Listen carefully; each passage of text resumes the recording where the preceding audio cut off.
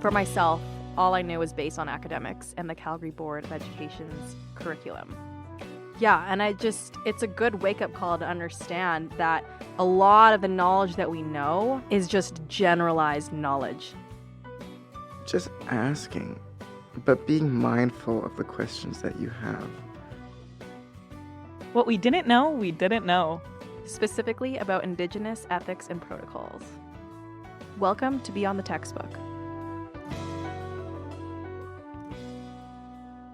Welcome to our first ever podcast episode, an episode which carries major significance given the land we record this on. We'd like to take this moment to give a land acknowledgement.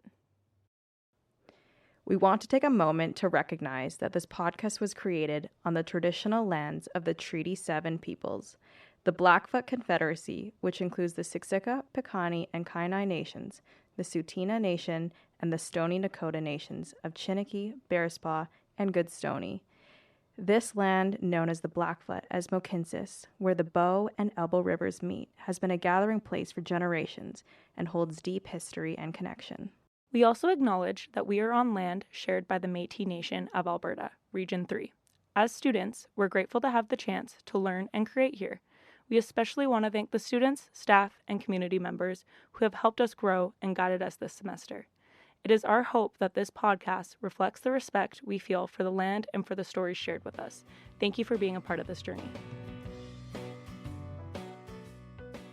As an extension to communication and media studies, we've taken on the challenge of familiarizing ourselves with Indigenous protocols and ethics in the short time of 2 months. Within these 2 months, we've collaborated with the Indigenous 415 class and have been tasked with the creation of a podcast as means of knowledge mobilization for our experiences in Comms 591. This project started as an assignment, but has rapidly become more. Hi, I'm Vienna. And I'm Amy, and we'll be the hosts of today's episode. Our podcast aims to shed a light on the lack of education on Indigenous cultures, while also discussing our experiences throughout the semester to hopefully inspire some other University of Calgary students to get involved and learn more about different Indigenous cultures and communities. Prior to this class, my knowledge of Indigenous ethics consisted of what I had learned throughout the 12 years of schooling through the Alberta Catholic school system, most of which included learning about residential schools, and nothing really past that. For myself, all I knew was based on academics and the Calgary Board of Education's curriculum. And it's safe to say I have a base foundation on Canada's history, but have never explored the ongoing practices and ceremonies that we've learned about now taking this class. Due to our past experiences and education in the Calgary system and our lack of knowledge and experiences with the Indigenous community and Indigenous relationships, we felt very scared and uncomfortable going into this class, not really knowing what would happen.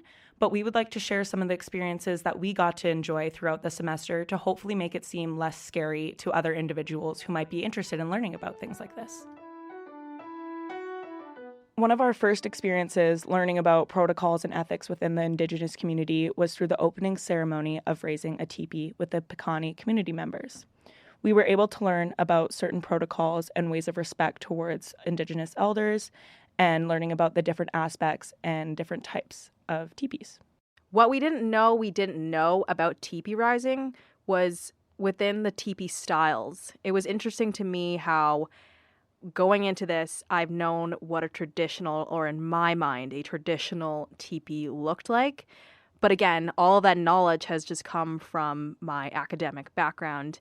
But having been there in person was a completely different experience, getting to understand the difference between a teepee and a lodge and the difference in the stories behind it and the materials and the construction. Yes, there's overlap, but it's critical to understand how the communities vary.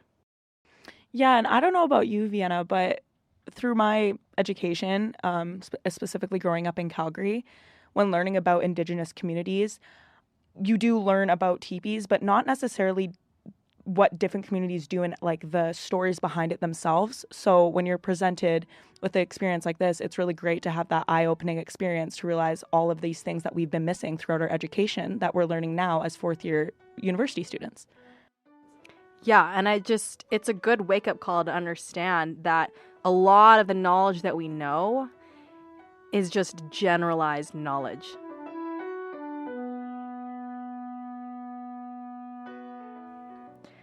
On October 23rd, we had the opportunity to take part in another captivating experience. This time was a Blackfoot face painting ceremony. Similarly to the teepee rising, it was asked that we cover our shoulders and preferably that we wear skirts. I think it's one thing to know what is proper procedure, but it's another to understand why. Regardless, we tried our best to follow the few protocols we gathered up to this point, such as dressing appropriately and preparing gifts for our guest speakers as a way to give thanks for their time. So, for this day, the two classes, ours and Indigenous 415, wrapped tobacco to give to our two community members, Pakani ceremonialist Dustin Walters and knowledge keeper Shelley Eli. As we sat, we watched our peers get painted with buffalo tallow, conveying the message that they were embarking on a research journey through Indigenous grounds. A big realization I had from this was that there is an intention behind pretty much every action. We learned about how face paint was gathered, why, and even how to properly remove it and discard it. While we were able to have these great experiences arranged by our professors, the span of 2 months was not nearly enough time for us to learn as much as there is to know. So, we want to give suggestions outside of these class opportunities for others to become more involved on campus with Indigenous ethics and protocols. We had the pleasure of working closely with Matt from the Writing Symbols Lodge, a place on campus which provides services to help Indigenous students succeed at the University of Calgary. We would like to share an interview with our groupmate Liv and Matt, where he will provide guidance for students who may be interested in getting involved and learning more about Indigenous communities and protocols. To guide this interview and deepen our knowledge, we've asked Matt to elaborate on the Writing Symbols Lodge, the meaning of pan-indigenizing, as well as how to be an ally.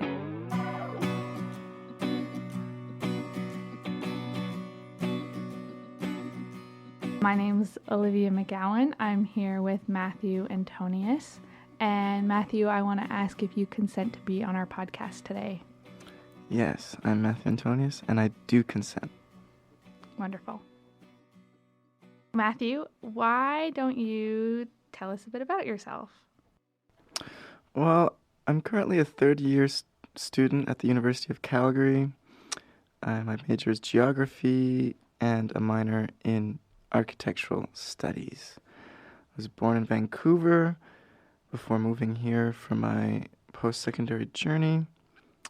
My family on my mother's side is from Saddle Lake Cree Nation in Treaty 6, and my grandfather is from Germany. On my dad's side, they're Finnish and Scottish descendants. So, Matt, we met you originally at the Writing Symbols Lodge.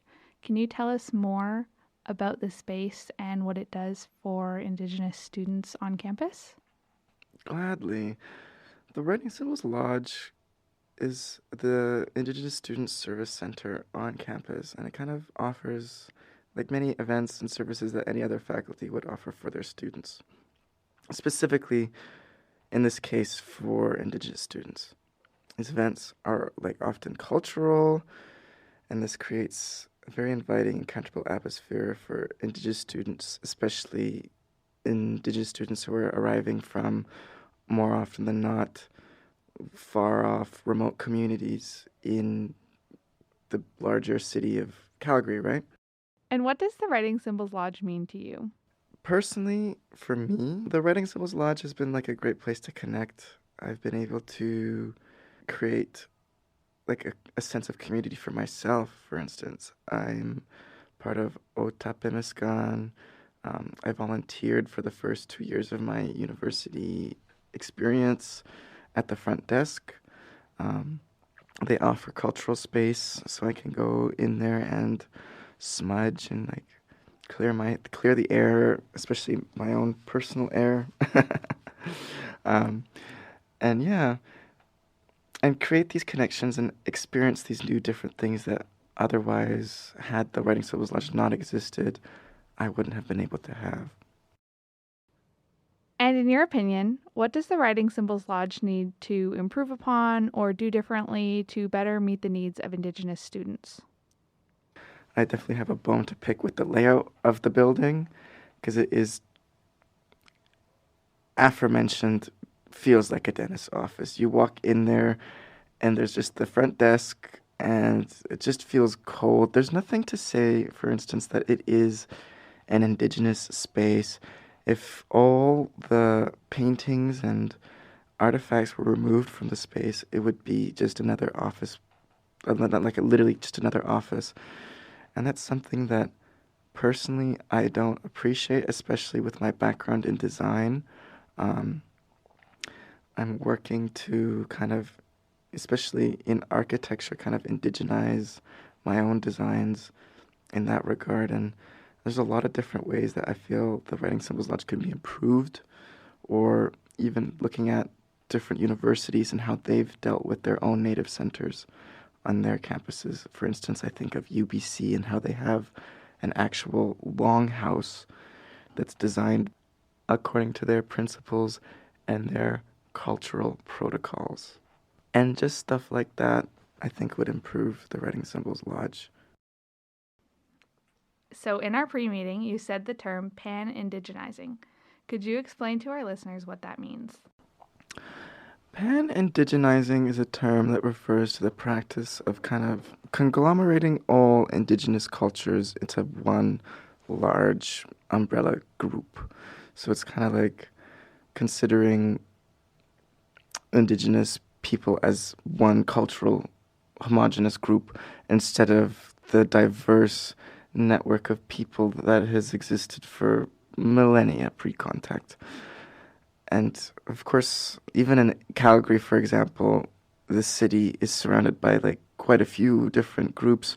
You notice in the land acknowledgement itself, it mentions the Tsuut'ina, the Blackfoot, and Stoney Nakoda, and even the Métis. So in that example, there's like multiple different groups and cultural groups that exist already in Treaty 7, but there's also a very large urban Indigenous population from across the country that come around. And these people, they all have different cultures, right? Mm-hmm. Mm-hmm. Could you tell us more about the effects that pan-indigenizing has on the beliefs and understandings of non-Indigenous people? For non-Indigenous people, pan-indigenizing kind of strips the identity of Indigenous people. And for like the perspective of non-Indigenous people, it then kind of, you'll just see one group. It's like, where the land, which informs culture, especially like from the differences, like for instance, the coastal people are going to be different from prairie people, mountain people are going to be different from the Arctic, and so on and so forth, and that strips that identity and then leaves behind just this one idea of Indigenous people that isn't right. And lastly, do you have any advice for someone who wants to become a good ally to Indigenous students but doesn't know where to start? Well, I think firstly, really starting by opening your heart and opening your mind is a good way to really begin. Of course, reading and educating yourself on these different matters, like as I mentioned before, the 21 different things you should need to know about the Indian Act is a good way, good resource. And having that initiative to really get yourself educated really shows to the community that you are interested in reconciliation and achieving that way of living that allows both of us to walk together, separately but together, right? By being aware of the cultural differences and but being together in that good way, in that ethical space, and living together on Turtle Island or Canada or U.S., whatever part of the Americas that you may find yourself in. But yeah, even going back to like general questions, just asking, but being mindful of the questions that you have. You know, not just going up to someone and being like, how's your experience as a minority? I feel like that is quite inappropriate. But having that mindfulness and mindfulness of protocol and just continuing on the journey, because it is a journey that we have to take together. Yeah, absolutely. Thank you, Matt, for coming on our podcast. You've been so well-spoken and informative, and we really appreciate all of your insights. Thank you so much for having me. It's been a pleasure. Been a pleasure.